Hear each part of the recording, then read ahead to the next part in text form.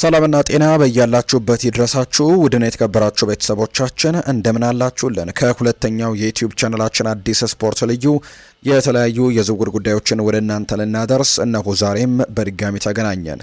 ስለምታደምጡን፣ ስለምትከታተሉን፣ ቆይታችሁን ከኛ ጋርም ስለምታደርጉ እጅጉን ከልብ አድርገን ነው የምናመሰግነው። በዛሬ ፕሮግራማችን የተለያዩ የዝውውር ጉዳዮችን፣ የተለያዩ ስፖርታዊ ጉዳዮችን ወደ እናንተ እያደረሰን ቆይታን እናደርጋለን። በተለይ ከዝውውር ጉዳዮች ጋር አያይዘን በጣም ሰፋ ያሉ ስፖርታዊ መረጃዎችን ነው ወደ እናንተ እያደረስን ቆይታን የምናደርገው። ፏር ባህሩ ከመላው የስቱዲዮ ባለሙያዎች ጋር በመሆን የዛሬውን ፕሮግራም እየመራው ከእናንተ ጋር ቆይታን አደርጋለሁ። ሀሳብና አስተያየት ካላችሁ ኮሜንት ቦክስ ላይ ልታጋሩን ትችላላችሁ። የማንቸስተር ዩናይትድን፣ የአርሰናል፣ የቼልሲ፣ የሊቨርፑል የማንቸስተር ሲቲን ጨምሮ ሌሎችም የአውሮፓ ታላላቅ ክለቦችን የተመለከቱ የዝውውር ጉዳዮችን በስፋት የምናደርሳችሁ ይሆናል። እስከ ፕሮግራማችን ፍጻሜ ድረስ አብራችሁኝ እንድትቆዩ በአክብሮት ጋብዛለሁ። ቪዲዮአችንን ላይክ፣ ቻናላችንን ሰብስክራይብ እያደረጋችሁ ቆይታችሁን ከኛ ጋር አድርጉ። ከመሸጋገሪያ በኋላ በድጋሚ ተመልሰን እንገናኛለን። አብረን እንቆይ።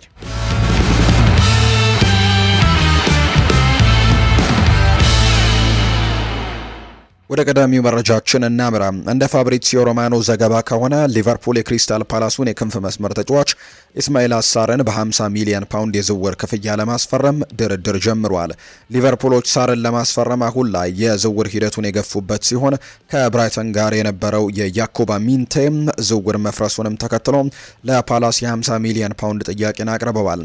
ይህ መረጃ የወጣው ፋብሪዚዮ ሮማኖ በይፋዊ የትዊተር ገጹ ላይ ባወጣው ልዩ መረጃ ላይ ሲሆን ጣሊያናዊው ጋዜጠኛ አክሎም እንደተናገረው ከሆነ ጋላታሳራይ በዚህ ክረምት ለሴኔጋላዊው ብሔራዊ ቡድን ተጫዋችም ያቀረበላቸውን ሁለት የዝውውር ጥያቄ ውድቅ ተደርገውበታል።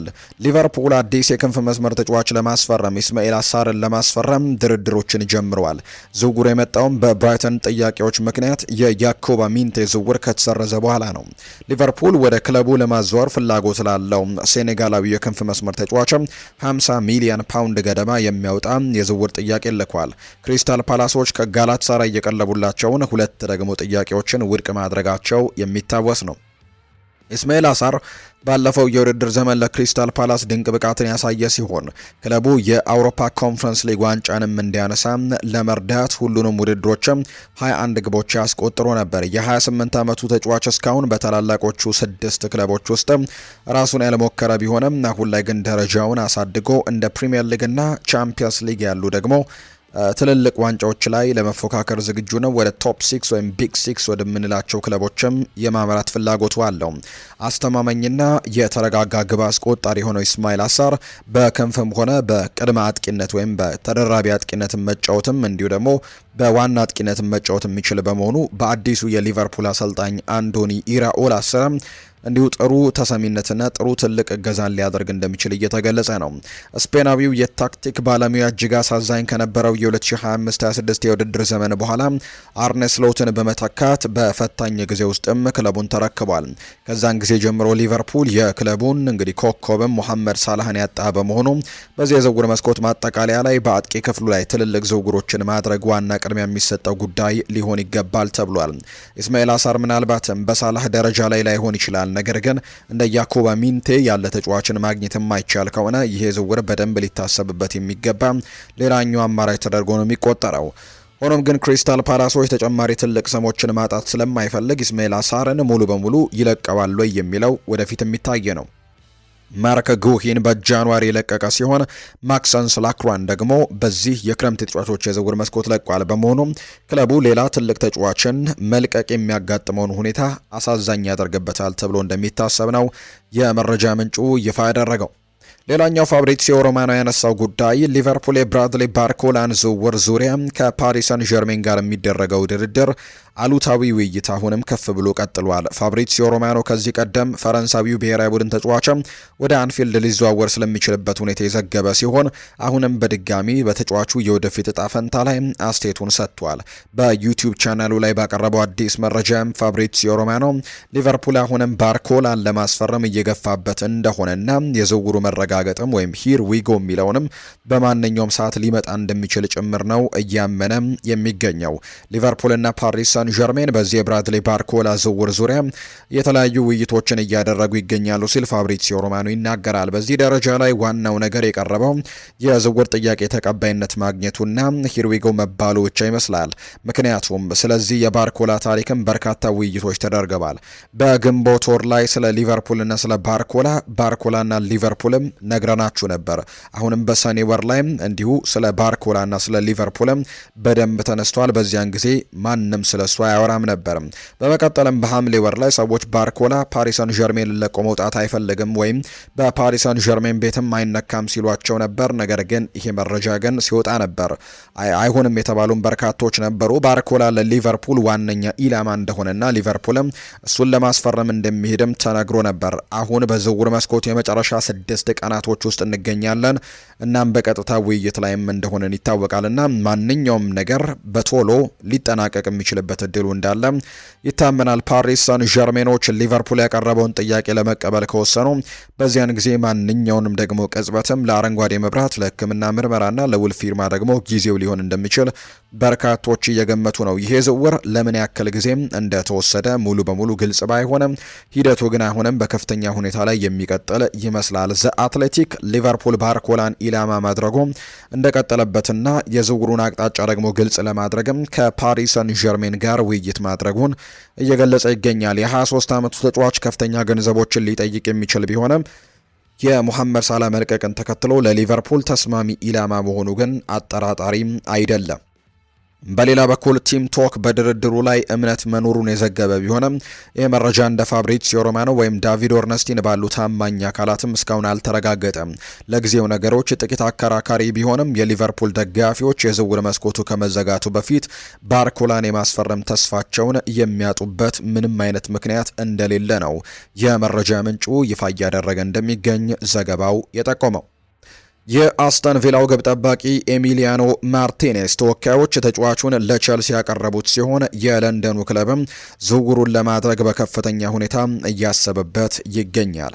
የ33 ዓመቱ የአርጀንቲና ብሔራዊ ቡድን ግብ ጠባቂ በዚህ ክረምት ከቪላ ፓርክ ይወጣል ተብሎ ሲጠበቅ የቆየ ቢሆንም እስካሁን ወደ ሌላ ክለብ ግን የሚያደርገው ዝውውር ሳይሳካም ቀርቷል። ፋብሪዚዮ ሮማኖ ከዚህ ቀደም ዩቬንቱስ ማርቲኔዝን ለማስፈረም ፍላጎት እንደነበረው ዘግበው የነበረ ቢሆንም ከቱሪኑ ክለብ ጋር የተደረገው ድርድር በመፍረሱና በቅርቡ ደግሞ ከተጫዋቹ ተወካዮች ጋር ከተደረገው ግንኙነት በኋላ ቸልሲ አሁን ላይ የበለጠ እውነተኛ አማራጭ ሆኖ ቀርቧል። ቸልሲም ከፉልሃም ጋር ባደረገው ጨዋታና 3-2 ቢያሸንፍም በጨዋታው ላይ ደካማ እንቅስቃሴ ላሳየው ግብ ጠባቂ ሮበርት ሳንቼዝ ግን አስቸኳይ ተተኪ በመፈለግ በሚያደርጉት እንቅስቃሴ ላይ ኤሚሊያኖ ማርቲኔዝን በዋና አማራጭነትም ይዘውታል። እንደወጡ መረጃዎች ከሆነ ቸልሲ ኤሚሊያኖ ማርቲኔዝን የማስፈረም እድሉ አጠራጣሪ መስሎ የነበረ ቢሆንም በዝውውር መስኮቱ ማጠቃለያ አካባቢ ግን ነገሮች በፍጥነት ሊቀየሩ ይችላሉ።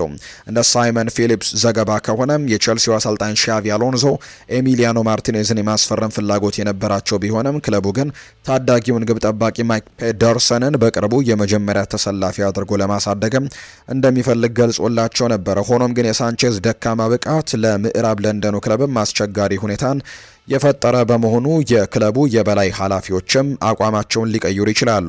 ቻቪ አሎንዞ አዲስና አሳቢ አሰልጣኝ ሆነው የተሾሙ ሲሆን ቸልሲ በዚህ ክረምትም ሞርጋን ሮጀርስን፣ ማክሰን ስላክሯን በማስፈረምም እውነተኛ ፍላጎቱን በደንብ አሳይቷል። ከሳንቼዝ የበለጠ አስተማማኝ ግብ ጠባቂን መጨመር ከተቻለ ቸልሲ በውድድር ዓመቱ የአውሮፓ ውድድሮች ስለሌሉበት ከሌሎች ተፎካካሪዎች ይልቅ ረጅም የእረፍት ጊዜዎችን በማግኘት ለፕሪሚየር ሊግ ዋንጫ መፎካከር ከፍተኛ እድልን እንዲሰጠው ያደርገዋል ተብሎ ነው የሚጠበቀው።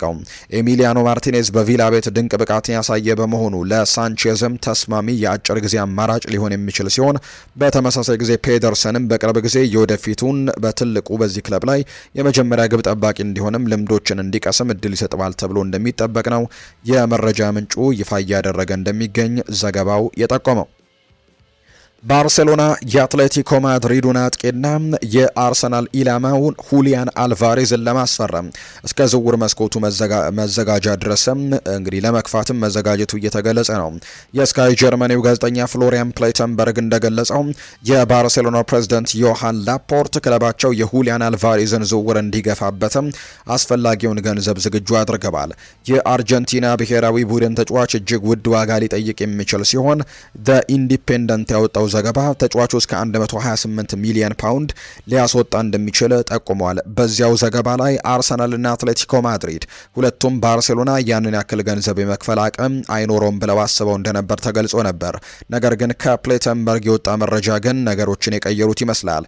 ፕሌተንበርግ በጻፈው መረጃ መሰረት ባርሴሎና በውስጥ ደረጃ ውሳኔ ማሳለፉን ተረድቻለሁ ብሏል። እስከ ዝውውር መስኮቱ መዝጊያ ቀን ድረስም ሁሊያን አልቫሬዝን ማስፈረም ወይም ምንም ተጫዋች አለማስፈረም ሃንስ ፍሊክ ዝውውሩን ሙሉ በሙሉ ይደግፉታል። ዴኮ አልቫሬዝን ለማስፈረም እየገፋበት ይገኛል። ተስፋም አልቆረጠም። ሌሎች አጥቂዎችም የታዩ ቢሆንም አልቫሬዝን ማስፈረም ካልተቻለ ግን በገበያው ላይ ልዩ አጋጣሚ ካልተፈጠረ በቀር ባርሴሎና ተጨማሪ አጥቂ ላያስፈርም እንደሚችል ይታመናል። ዮሃን ላፖርት ለሁሊያን አልቫሬዝ ዝውውር አስፈላጊውን የፋይናንስ አቅም ዝግጁ አድርገዋል። አሁን ነገሮች በሙሉ በአትሌቲኮ ማድሪድ ላይ የተመሰረቱ ናቸው። አርሰናል ፍላጎት ቢኖረውም ሁሊያን አልቫሬዝ ወደ ባርሴሎና መዘወርን ብቻ እንደሚፈልግ በሰፊው የተዘገበ በመሆኑ ይሄ መረጃ ለአርሰናሎቹ ትልቅ እንግዲህ እንቅፋት ሆኖባቸዋል። ባርሴሎና የዝውውር ጥያቄን ማቅረብ ካልቻለ የ26 ዓመቱ ተጫዋች ወደ ኤምሬትስ ስቴዲየም የማቅናት አማራጭን ለማሰብ ሊገደድ ይችል ነበር። አሁን ላይ ግን ሁኔታው የተቀየረ ይመስላል። በእርግጥም አትሌቲኮ ማድሪዶች ዋና ኮከባቸውን ለዋናው ደግሞ የላሊጋ ተፎካካሪያቸው መሸጥ ስለማይፈልጉ ለዚህ ዝውውር አረንጓዴ መብራት ይሰጣሉ የሚለው ወደፊት የሚታይ ነው። ከዚህ አንጻር ግን አርሰናል የተሻለ መዳረሻ ሊሆን ይችል ነበር። ነገር ግን በመጨረሻም ነገሮች በሙሉ ወደ ካምፕኑ በሚያቀና መልኩም ሊከተሉ እንደሚችሉ ይናገራል።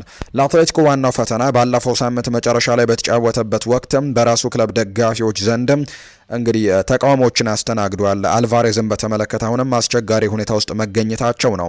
ቀድሞ የማንቸስተር ሲቲ ተጫዋች የነበረው አልቫሬዝ ከአትሌቲኮ ማድሪድ ደጋፊዎች ጋር ያለው ግንኙነት ሙሉ በሙሉ በሚባል ደረጃ የተበላሸ ነው። ስለዚህም ክለቡ ለባርሴሎና መሸጥ በጭራሽ አይፈልግም። ተጫዋቹን ይዞ ከመቆየትና የተበላሸውን ግንኙነት ለማስተካከል ከመሞከር ይልቅ መሸጡ የተሻለ አማራጭም ሊሆን እንደሚችል እየተነገረ ነው። ሆኖም ግን አትሌቲኮ ማድሪድ ተተኪ ተጫዋች የሚያስፈልገው ሲሆን ኢንዲፔንደንት የአርሰናሉን ቪክተር ዮኬሬሽ አማራጭ ሊሆን እንደሚችል ጠቁሟል። ነገር ግን የሰሜን ለንደኑ ክለብም የዝውውር መስኮቱ ከመዘጋቱ በፊት ሌላ ከፍተኛ ደረጃ ያለው አጥቂ ካላገኘ በቀረም እሱን ይለቀዋል ተብሎ ግን አይጠበቅም። አልቫሬዝ ለአርሰናል የማይገኝ ከሆነ አሁን ላይ የአጥቂ አማራጮች እየጠበቡ ይመጣሉ ተብሎ እንደሚታሰብ ነው የመረጃ ምንጩ ይፋ ያደረገው።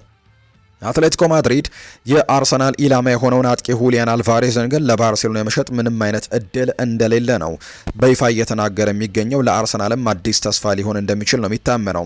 በዚህ ክረምት በሰፊው ሲያነጋግር የቆየው የዝውውር ሂደት የዚህ ተጫዋች የዝውውር ሂደት ነው። አልቫሬዝ ከአትሌቲኮ ማድሪድ አመራሮች ጋር ባለው አለመግባባት ምክንያት ከክለቡ ይወጣል ተብሎ ሲጠበቅ ቆይቷል። ፋብሪዚዮ ሮማኖ እንደዘገበውም ተጫዋቹ እንግዲህ ልምምዶች ላይ ያልተገኘ ሲሆን አሁንም ወደ ባርሴሎና የማምራት ፍላጎቶች እንዳሉት ነው የሚናገረው። በሌላ በኩል ኢንዲፔንደንት አትሌቲኮ እስከ አርብ ድረስ የ26 ዓመቱን የአርጀንቲና ብሔራዊ ቡድን አጥቂን ጉዳይ እንዲያልቅነትም እንደሚፈልግና አልቫሬዝ የባርሴሎና ፍላጎት ቢኖረውም ወደ አርሰናል ስለመዘዋወር ማሰብ መጀመሩን ግን ይጠቁማል።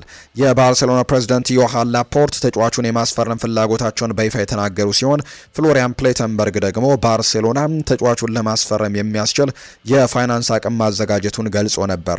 ሆኖም ግን አትሌቲኮ ማድሪድ ለባርሴሎና የሚሰጠው የዝውውር እድል ሙሉ በሙሉ የተዘጋ መሆኑን በድጋሚ ገልጿል። ማርካ ባወጣው የአትሌቲኮ ማድሪድ መግለጫ ላይ ተጫዋቹ እንደ ተጎጂ እየቀረበ ይገኛል። ነገር ግን በዚህ የሁሊያን አልቫሬዝ ደግሞ ጉዳይ ላይ ብቸኛው ተጎጂ እኛ ነን፣ በኢኮኖሚም ሆነ በስምም ከፍተኛ ጉዳት አድርሰውብናል ብሏል።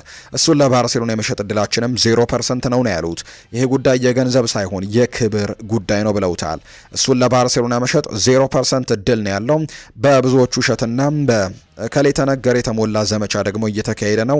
ለዚህ ሁሉ ዋጋ እየከፈለ ያለው ግን አትሌቲኮ ማድሪድ ብቻ ነው ብለዋል። አትሌቲኮ ማድሪድ አርሰናል አሁንም ሁሊያን አልቫሬዝን ለማስፈረም ይሞክራል። አትሌቲኮ ማድሪድ አልቫሬዝን መሸጥ ሙሉ በሙሉ እንዳልከለከለ፣ ነገር ግን የተለየ ሁኔታም ለባርሴሎና መሸጥን ብቻ እንደከለከለ ማስተዋሉ አስፈላጊ ነው። የማድሪዱ ክለብም በላሊጋ ውስጥም ለሚገኘው ዋና ተፎካካሪያቸው ኮከብ ተጫዋቹን አሳልፎ መስጠት አለመፈለጉም የተጠበቀ በመሆኑ ይሄ ውሳኔ ለአርሰናል አዎንታዊ አጋጣሚን ሊፈጥር እንደሚችል በርካቶች እየገመቱ ነው። ቢሆንም ግን ሙሉ በሙሉ ወደ ክለብ ለመምጣትም ያዘጋጀውን ተጫዋች ኢላማ አድርጎ መቀጠል ግን ተገቢ ነው ወይ የሚለው ለአርሰናል አሁንም ጥያቄ ምልክት ውስጥ ያለ ጉዳይ ነው። ምክንያቱም ሙሉ ለሙሉ ፍላጎቱ ወደ ሌሎች ክለቦች ማምራት ላይ ያደረገ ተጫዋችን ሙሉ ለሙሉ እሱ ላይ ትኩረት ማድረግ ከባድ እንደሚሆን ጭምር ነው የመረጃ ምንጩ ይፋ ያደረገው።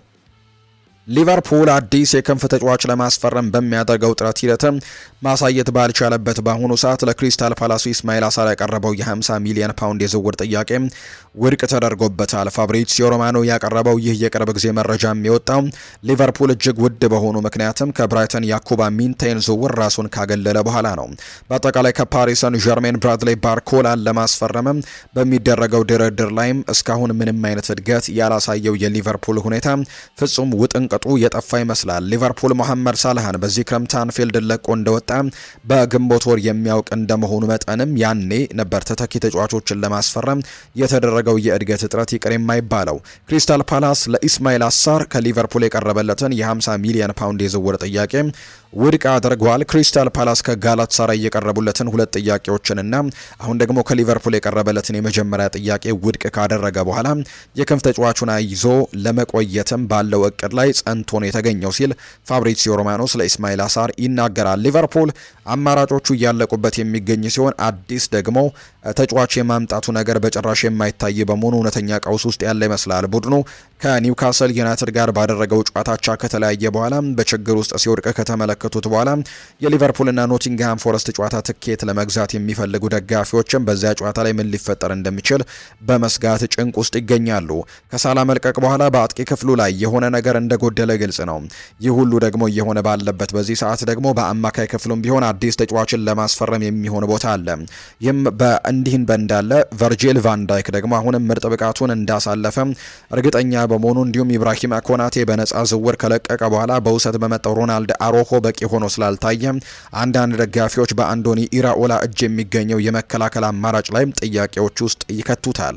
ትኩረትም ሊሰጠው የሚችለው አንደኛው ስም ከኢራኦላ የቀድሞ ክለብ ቦርንመዝ የሚገኘው አሌክስ ስኮት ሊሆን ይችላል። ነገር ግን ቼልሲም እሱን ለማስፈረምም ፍላጎት ያለው ሲሆን ዋጋውም ደግሞ ቢያንስ 90 ሚሊዮን ፓውንድ አካባቢ ሊደርስ እንደሚችል ነው ግምቶች እየወጡ የሚገኙት። እንደ ቤን ጃኮብስ ዘገባ ከሆነ የወጣው መረጃ እንደሚያሳየው ከሆነ ማንቸስተር ሲቲ የ18 ዓመቱን ሞሮኮዊ አማካይ አዩብ ቡአዲን ከሊል በይፋ ማስፈረሙን ያረጋገጠ ሲሆን የክለቡ እግር ኳስ ዳይሬክተር ሁጎ ቪየና ወጣቱን ተጫዋች አድንቀውታል። ቡአዲ በፈረንሳይ ሊግ አስደናቂ ብቃትን ያሳየና በ2026 የዓለም ዋንጫ ከሞሮኮ ብሔራዊ ቡድን ጋር ጥሩ ጊዜን ያሳለፈ እጅግ ተስፋ ሰጪ ወጣት ተጫዋች ነው። ማንቸስተር ሲቲም ሮድሪን በዚህ ክረምት ለባርሴሎና በመሸጡ ምክንያትም የአማካይ ክፍሉን ማጠናከር አስፈላጊ የነበረ ሲሆን ከዚህ ቀደም ደግሞ ኤሊዮት አንደርሰንን ከኖቲንግሃም ፎረስት ማስፈረማቸውን የምናስታውሰው ጉዳይ ነው። አሁን ደግሞ አዩብ ቡአዲ በይፋ የክለቡ አባል መሆኑን በሲቲ ድረገጽ የተረጋገጠ ሲሆን ክለቡ እንዲህ ያለ ትልቅ ተስፋ ያለው ተጫዋችን በእጁ በማስገባቱ ደስተኛ እንደሆነ ተገልጿል። የማንቸስተር ሲቲው የበላይ ኃላፊ የሆነው ሰው ደግሞ ሲናገር አዩብ ቡአዲን አድንቆታል። የማንቸስተር ሲቲ እግር ኳስ ዳይሬክተር ሁጎ ቪየና ለአዩብ ቡአዲ ያለውን ከፍተኛ ግምት ሲገልጽም የአዩብ ቡአዲ አቅም እጅግ በጣም ከፍተኛ ነው፣ እሱ እንደ ምርጥ አማካይ የሚያስፈልጉትን ነገሮች በሙሉ የተላበሰ ተጫዋች ብለውታል። በ18 ዓመቱ ድንቅ እግር ኳስን ብልህነት ያለው ሲሆን በአሰልጣኝ ኤንዞ ማሬስካ መመሪያ ስር ደግሞ ብቃቱን የበለጠ ያዳብረዋል ብለዋል። እሱን በቅርበት ስንከታተለው የቆየን ሲሆን በዚህ ሂደት ውስጥም በሲቲ ቤት ስኬታማ ሊሆንም የሚችልበት ትልቅ ደግሞ ነገሮች ያሉት ብሎታል። እኛንም በመቀላቀሉ በጣም ደስተኞች ነን። አሁን ላይ የእኛን ስራ ደግሞ እሱ አቅሙን ሙሉ በሙሉ እንዲጠቀም የሚያስፈልጉትን ነገሮች በሙሉ ማቅረባችንን ማረጋገጥ ነው። አዩብ ቡአዲ በሊል ቤትም የነበረበትን አይነት ሳይሆን በሲቲ ቤት ትልልቅ ጫናዎች ስለሚኖርበት አሁን ላይ በከፍተኛ ደረጃ ምን መስራት እንደሚችል ማሳየት ይኖርበታል ብለዋል። ታዳጊው በርካታ ችሎታዎች ያሉት ቢሆንም ደጋፊዎች በትልልቅ ዋንጫዎች ከሚጠበቁበት ክለብም ውስጥ የአእምሮ ጥንካሬውን ይፈትናል።